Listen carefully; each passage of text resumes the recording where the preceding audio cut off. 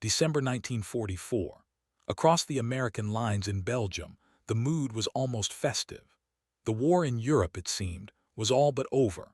American GIs huddled in their foxholes, swapping stories about home, passing around letters from loved ones, and counting down the days until Christmas. The brass at Supreme Headquarters was already talking about victory parades and the promise of a new year without war. Newspapers back in the States ran headlines predicting Germany's collapse. The Nazi war machine, once so terrifying, now looked battered and broken. Allied bombers pounded German cities day and night. The Wehrmacht was in retreat, its armies shattered across France and the Low Countries. The experts said the enemy was finished. The generals said the front was quiet. The intelligence reports all agreed. Germany was on its last legs. But beneath the surface, something was brewing, something no one wanted to believe. The American lines in the Ardennes forest were thin, stretched over 75 miles of frozen woods and winding roads. This sector was considered a backwater, a place to send exhausted divisions for a little rest before the final push into Germany. The terrain was dense and forbidding, the kind of place military planners dismissed as impossible for tanks or large-scale attacks. The Ardennes had lulled everyone into a false sense of security. It was the perfect place to let your guard down. Yet, while American soldiers roasted coffee over campfires and officers planned their holiday leave, Adolf Hitler was plotting a move so audacious it bordered on madness. Deep inside his bunker, the German dictator refused to accept defeat.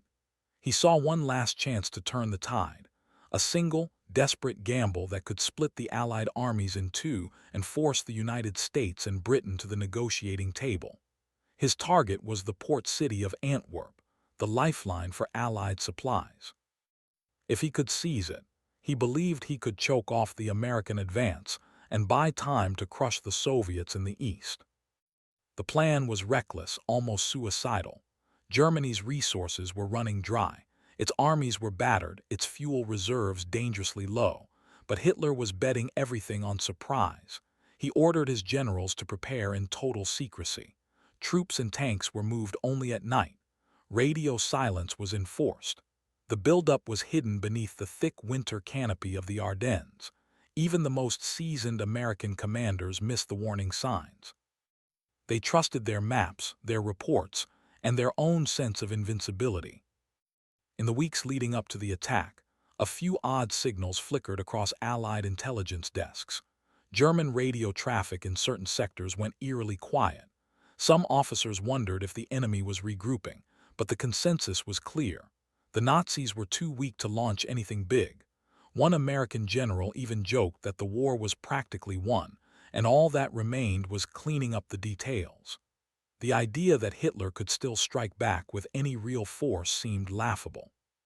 But the Ardennes was about to become the stage for the greatest surprise attack the U.S. Army would ever face. In the darkness of those frozen woods, 200,000 German soldiers and 1,000 tanks waited for the signal to unleash chaos. The Americans, confident and unprepared, had no idea that the quiet was about to shatter, and that the fate of thousands would hinge on a warning almost everyone ignored. But that wasn't the whole story. While American soldiers in the Ardennes were dreaming of home, a silent storm was gathering just beyond their lines. The German High Command, battered but not broken, was orchestrating a masterclass in deception. Every move was calculated, every detail hidden beneath layers of secrecy. The world's most powerful army was about to be blindsided, not by brute force, but by a plan so carefully concealed that even the sharpest American minds missed the clues. The Germans knew the Americans trusted their own eyes and ears, so they made sure there was nothing to see and nothing to hear. Troops marched only under the cover of darkness, their boots muffled by snow. Tanks, massive steel monsters, were rolled into position at night, their engines cut as soon as they reached the shelter of the trees. Camouflage nets and the thick winter forest swallowed up entire divisions. Even the sound of engines was masked by the howling wind and the crunch of ice. To the Americans, the woods seemed empty, lifeless, and safe. But the real genius of the German plan was in the radio silence. For weeks, Allied intelligence had relied on intercepted messages to track enemy movements. Suddenly, in key sectors, the airwaves went dead. No chatter, no orders, no routine check-ins. It was as if the German army had vanished. Some American analysts noticed the silence, but their warnings were brushed aside. The official line was that the enemy was simply regrouping, licking its wounds after months of defeat. No one wanted to believe that silence could be more dangerous than noise. The Ardennes itself was the perfect stage for this invisible buildup. American commanders had written off the region as impassable for tanks, especially in the dead of winter. The roads were narrow, winding, and often choked with snowdrifts. The forest was dense, the hills steep, and the rivers icy and swollen. It was the kind of terrain that looked like a natural fortress, impossible for a large-scale attack. The U.S. Army had placed its weakest, most exhausted divisions here, convinced that nothing serious could happen in such a remote, frozen corner of Europe. But Hitler and his generals saw opportunity where others saw obstacles. They remembered 1940, when German tanks had burst through the Ardennes and shattered the French army in a matter of days.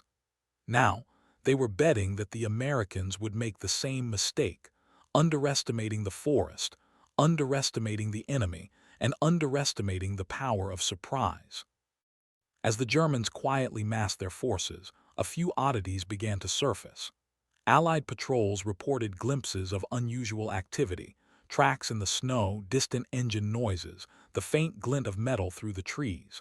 But these reports were scattered, easy to dismiss. After all, the official intelligence summaries said the enemy was finished. The generals in their warm headquarters saw no reason to worry. They trusted their maps, their routines, and their own sense of security. Meanwhile, deep in the shadows, the German war machine was coming alive. Supply trucks rumbled down hidden roads, delivering fuel, ammunition, and winter gear to the front lines. Engineers built makeshift bridges and cleared paths through the woods. Artillery was dragged into position, its barrels aimed at unsuspecting American foxholes.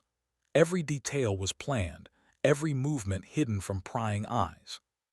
The Americans, lulled by weeks of quiet, had no idea that the greatest armored assault of the war was about to erupt right on top of them. The invisible buildup was almost complete. The stage was set for a disaster that would shake the U.S. Army to its core. And what happened next would shock everyone. In the heart of the Allied command, far from the front lines and the roar of artillery, sat a man almost nobody noticed. Lieutenant Colonel Charles Fowlkes was not a battlefield hero. He didn't wear medals or command troops. He worked in a cramped office, surrounded by stacks of reports, railway schedules, and fuel depot records. To most, his job seemed dull, just numbers and paperwork. But Fowlkes was about to see what no one else could, and his quiet obsession would become the key to America's survival. Fowlkes was Canadian, a detail that made him stand out in the sea of American uniforms at Supreme Headquarters. He had a reputation for being meticulous, almost to a fault. While others chased rumors of secret weapons or dramatic troop movements, Fowlkes focused on the lifeblood of any army, logistics. He knew that wars weren't just won by bravery or firepower. They were won by fuel, ammunition, and supplies. If you wanted to know what an enemy was planning, you didn't just watch the front lines. You watched the trains, the trucks, and the warehouses. For weeks, Fowlkes had been tracking something that didn't add up. German fuel shipments were spiking. Massive amounts of gasoline and diesel were being moved toward the Western Front. According to his calculations, the Germans were stockpiling over 1 million gallons of fuel, enough to move tanks and trucks more than 100 miles. But why? If the Nazis were truly on the defensive, as every American general believed, they wouldn't need that much fuel. Retreating armies burned their supplies, not hoard them. Defensive lines don't require massive stockpiles. Something was off. Fowlkes dug deeper. He pored over captured German logistics manuals, memorizing the fuel consumption rates for every type of tank and truck in the enemy arsenal. He compared these numbers to intercepted railway schedules. The pattern was unmistakable. Trains were moving west, not east. Supplies were flowing toward the front, not away from it. The Germans were preparing for something big, something that didn't fit the narrative of a defeated, exhausted enemy. He wrote a memo, careful and precise. His warning was simple but chilling. The absence of intelligence is itself intelligence. In other words, the sudden silence from German radio traffic wasn't a sign of weakness. It was a sign of danger. Armies don't go dark unless they're hiding something. But when Fawkes sent his analysis up the chain, it landed with a thud. Senior intelligence officers barely glanced at it. Some dismissed it outright. Others told him not to worry. The Germans were finished, and the war would be over by Christmas. But Fawkes couldn't shake the feeling that disaster was looming. He kept digging, updating his maps and recalculating his numbers. Every new report made him more certain. The Germans weren't retreating. They were getting ready to strike. He watched as more divisions went silent on the radio, as repair depots near the front worked overtime to fix tanks and trucks. He saw the enemy's supply chain forming a line straight toward the weakest point in the American defenses. Still, nobody wanted to listen. The mood at headquarters was almost celebratory. Officers joked about going home, about the victory parades waiting for them in New York and Chicago. The idea that Hitler could launch a massive counterattack seemed absurd. Fawkes was just a Canadian analyst, buried under paperwork, warning about shadows and numbers. But sometimes, it's the quiet voices that see the storm before it breaks. Fawkes's warning was about to become the most important message in the entire war, if only someone would listen in time. But the clock was ticking, and the next 24 hours would decide the fate of thousands. As the winter sun set over the Ardennes on December 15, 1944, the fate of thousands of American soldiers hung by a thread. In the bustling nerve center of Supreme Headquarters, the mood was still confident, almost dismissive. But in a small, cluttered office, Lieutenant Colonel Charles Fawkes was running out of time. He had seen the numbers, tracked the fuel, and mapped the railway lines. Every calculation screamed the same warning. The Germans were about to strike, and the American line was wide open. Fawkes knew he needed someone with real authority to listen. He'd already been brushed off by senior intelligence officers, their minds locked on the idea that Germany was finished. But Fawkes wasn't ready to give up. He updated his maps one last time, double-checked his figures, and prepared to make his case, one more desperate attempt to break through the wall of disbelief. That's when fate intervened. In a meeting with a small group of intelligence officers, Fawkes laid out his findings. Most of the room barely looked up from their paperwork. But one man, British Brigadier General Kenneth Strong, listened intently. Strong was no stranger to German tactics. He'd been a young officer in 1940 when the Nazis had shocked the world by smashing through the Ardennes and crushing the French. As Fawkes pointed to the fuel depots and railway patterns on his map, Strong's face went pale. He recognized the signs. History, it seemed, was about to repeat itself. Strong didn't waste a second. He marched Fawkes straight to the top to General Dwight D. Eisenhower himself. Eisenhower, the supreme commander of Allied forces, was exhausted from endless arguments between American and British generals. But when Strong and Fawkes entered his office late that night, the atmosphere changed. Eisenhower listened as Fawkes explained the fuel calculations, the silent divisions, the repair depots working overtime. The evidence was circumstantial, but it fit together like pieces of a puzzle. Either the Germans were preparing for a massive attack, or they were wasting resources they couldn't afford to lose, and Hitler was not known for wasting anything. Eisenhower didn't have the luxury of certainty. He couldn't pull troops from active operations based on a single analyst's theory, but he could hedge his bets. He ordered the 7th and 10th Armored Divisions to hold in reserve near a small Belgian town called Bastogne. He sent a message to General Patton, telling him to prepare for a possible emergency pivot to the north. These were small moves, barely a ripple in the grand strategy of the war. But they would prove to be the difference between disaster and survival. As the night wore on, Fawkes returned to his office, exhausted but hopeful. For the first time, someone had listened. For the first time, the warning was being taken seriously. But the clock was still ticking. Outside, the forests of the Ardennes were silent, the snow falling softly over the American foxholes. No one knew that just hours remained before the world would explode. At exactly 5:30 the next morning, the German artillery opened fire. The ground shook. The sky lit up with fire. 200,000 German soldiers and 1,000 tanks surged out of the trees, smashing into the thin American line.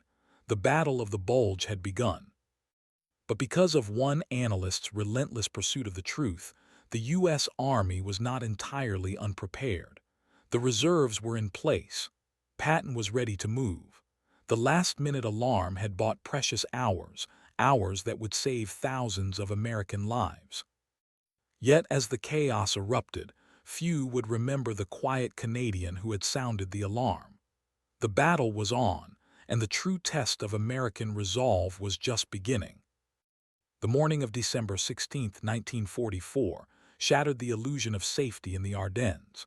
At exactly 5:30 a.m., the world erupted in a thunder of artillery. The ground trembled as thousands of German guns unleashed a storm of fire, their shells screaming through the icy air and exploding among the American lines. Soldiers jolted awake in their foxholes, stunned by the sheer violence of the barrage. The snow, once peaceful and white, was instantly churned into mud and chaos. Then came the tanks. Over 1,000 German panzers, their engines roaring, burst from the forest like steel beasts. Behind them surged wave after wave of infantry, 200,000 German soldiers, all moving with ruthless precision. The American defenders, outnumbered and caught off guard, scrambled to respond. The line was thin, stretched across 75 miles of dense woods and frozen fields. In some places, a single battalion was left to defend 5 miles of front. The Germans struck with overwhelming force, punching through the weakest points and driving deep into Allied territory. Radio messages crackled with panic. Commanders reported being overrun, their positions collapsing under the weight of the assault. Some units simply vanished, swallowed by the fog and the fury. The weather, which had seemed like a blessing, now turned into a curse. Thick fog and relentless snow grounded Allied planes, blinding the eyes in the sky that usually watched over the battlefield. On the ground, confusion reigned.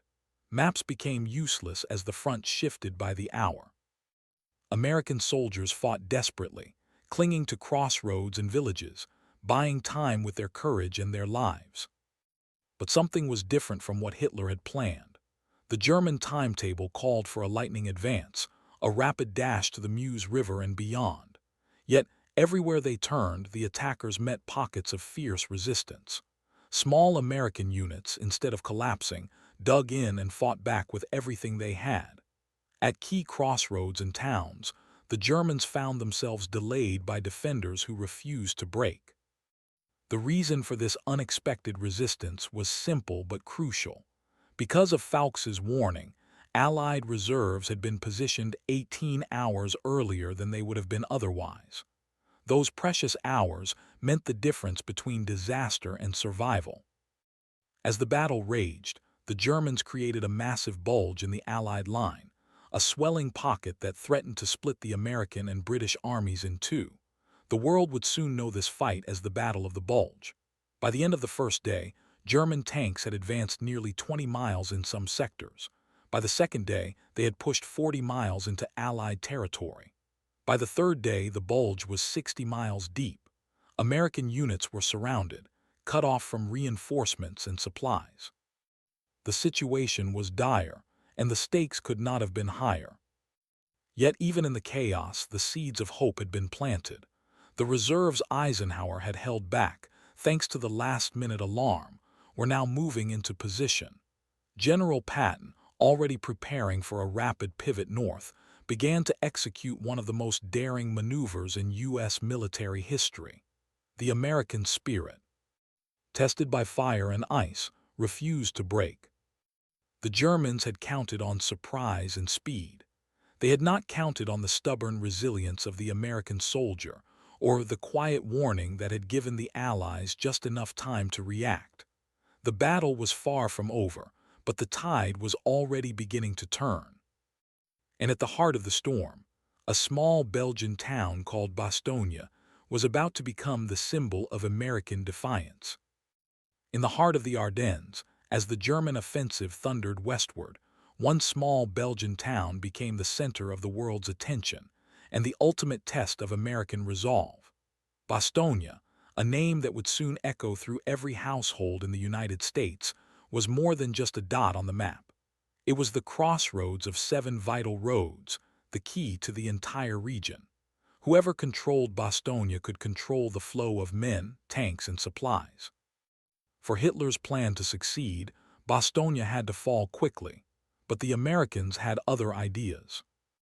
Thanks to the last-minute warning and Eisenhower's decision to hold reserves, the 7th and 10th Armored Divisions arrived in Bastogne just in time. These were the very units that, only hours before, had been slated for other operations. Now, they dug in, bracing for the storm.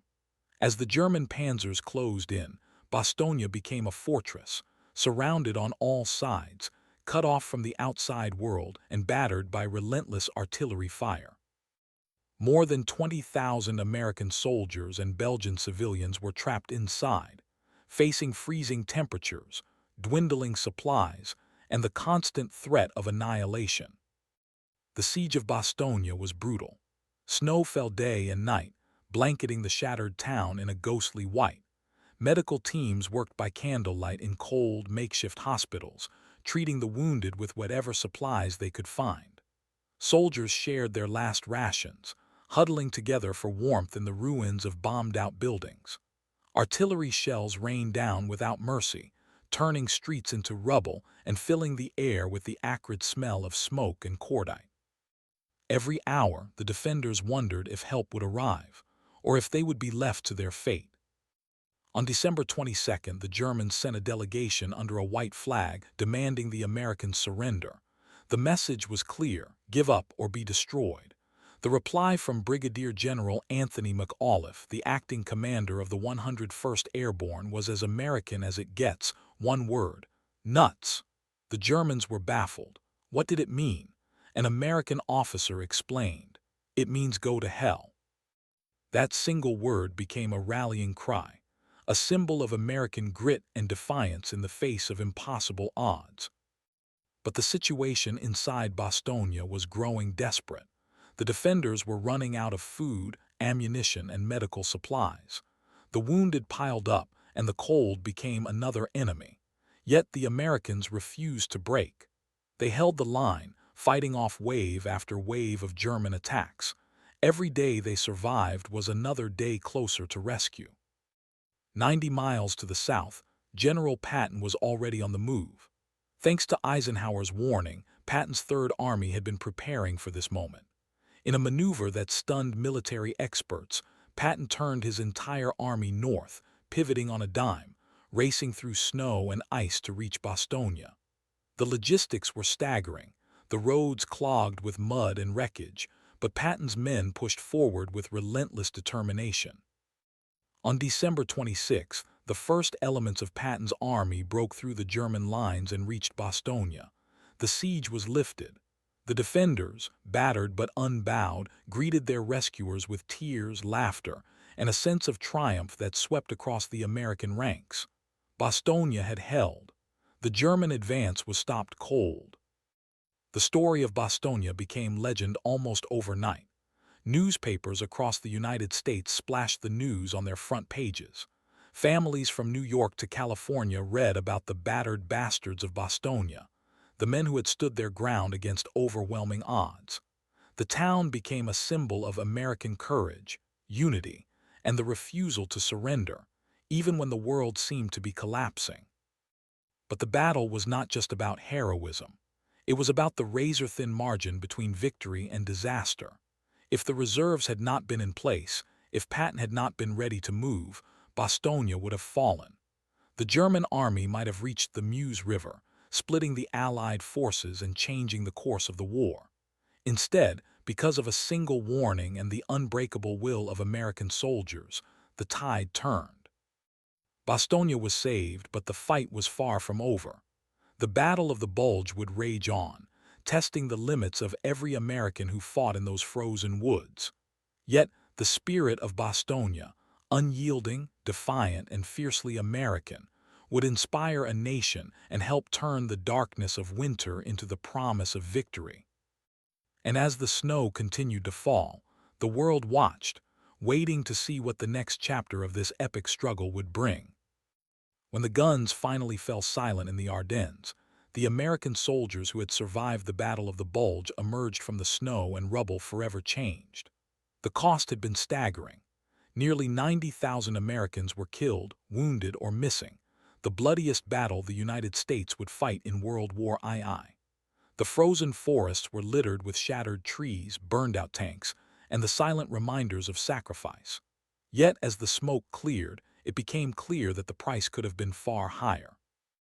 The German offensive had been blunted, their last reserves spent, and the Allies were once again on the march toward victory. But as the headlines celebrated the heroics of Patton's Third Army and the defiant stand at Bastogne, another story was quietly unfolding behind the scenes, a story that almost no one knew. In the aftermath of the battle, the senior officers who had once dismissed the warnings about a German attack began to rewrite history. Suddenly, everyone claimed they had seen the danger coming. Reports were edited, memos were rewritten, and the official story became one of careful preparation and expert foresight. The truth, however, was far less flattering. The reality was that traditional intelligence methods had failed. The fog and snow had grounded Allied planes, making aerial reconnaissance useless. The Germans had mastered the art of camouflage and deception, moving at night and maintaining radio silence. Spies behind enemy lines saw nothing. The only warning that mattered had come from a quiet Canadian analyst who had spent weeks buried in paperwork, tracking fuel shipments and railway schedules. Charles Foulkes had seen what everyone else had missed, and his relentless pursuit of the truth had bought the Allies the precious hours they needed to survive. Yet in the official records, Foulkes' name was barely mentioned. There were no medals, no parades, no headlines in the New York Times. His work was too technical, too secret, too easy to overlook. The generals and politicians took the credit, while the analyst who had sounded the alarm returned to his office, his contribution hidden in classified files. It would be decades before historians uncovered the memos, the calculations, and the quiet heroism that had changed the course of the war. The lessons of the Bulge were not lost on those who paid attention. Military leaders realized that victory depended not just on courage and firepower, but on the ability to see what others missed.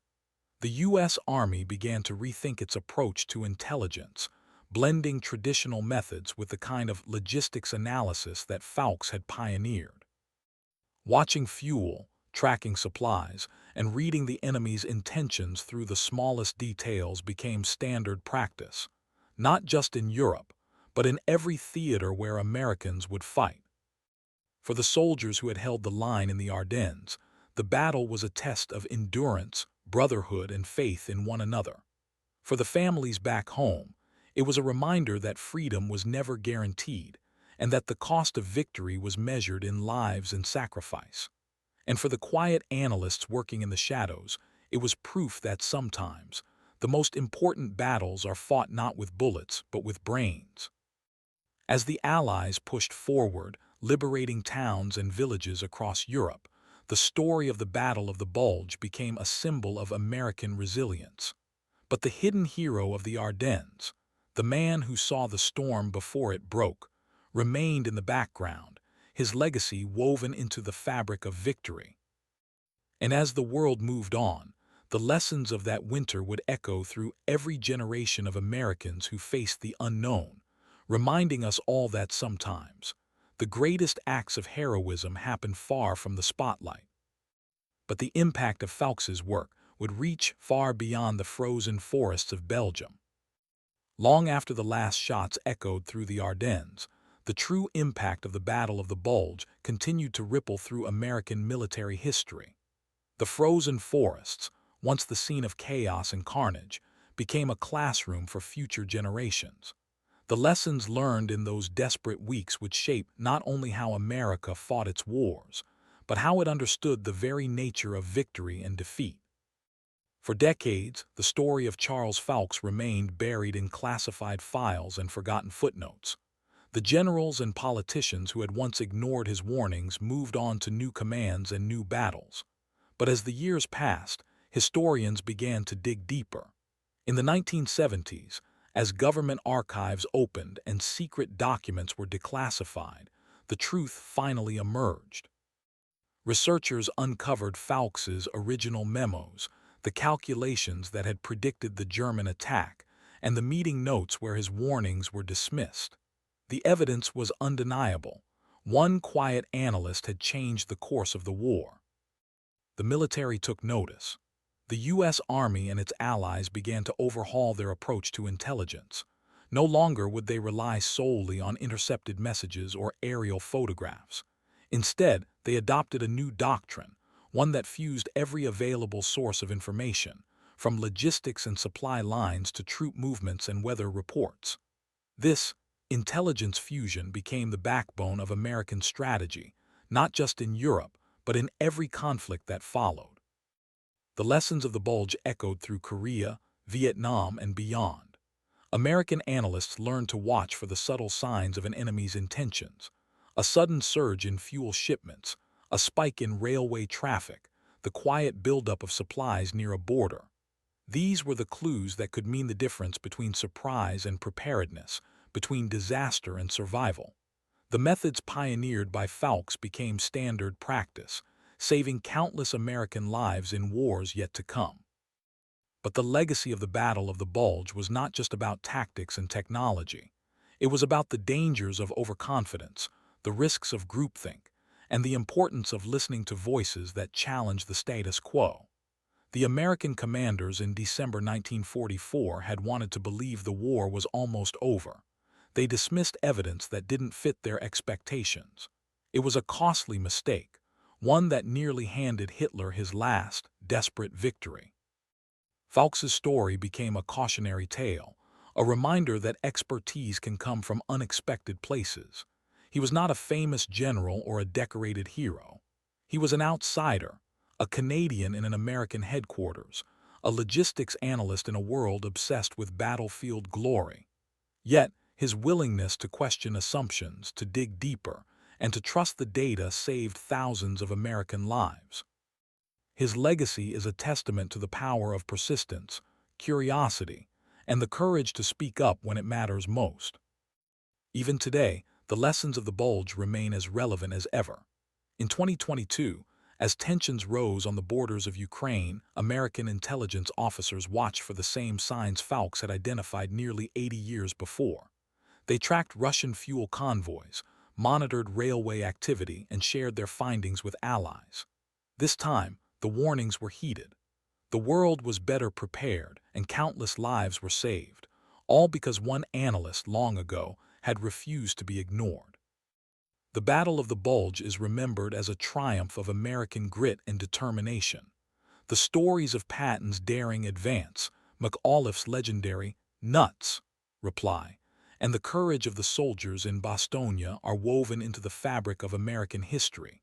But behind every headline and every hero, there are quiet figures whose work makes victory possible. Charles Foulkes was one of those figures, a hidden hero whose legacy lives on in every American who stands watch, who questions the obvious, and who dares to see what others miss. In the end, the greatest lesson of the Bulge is not just about war, but about life itself. Sometimes, the difference between disaster and triumph comes down to a single voice, a single warning, a single act of courage in the face of doubt. America's strength has always come from those willing to look beyond the surface, to challenge the easy answers, and to fight for the truth, no matter how quietly. And as long as those lessons are remembered, the spirit of the Bulge, and the legacy of its hidden heroes, will endure, inspiring new generations to stand ready, stay vigilant, and never underestimate the power of seeing what others overlook.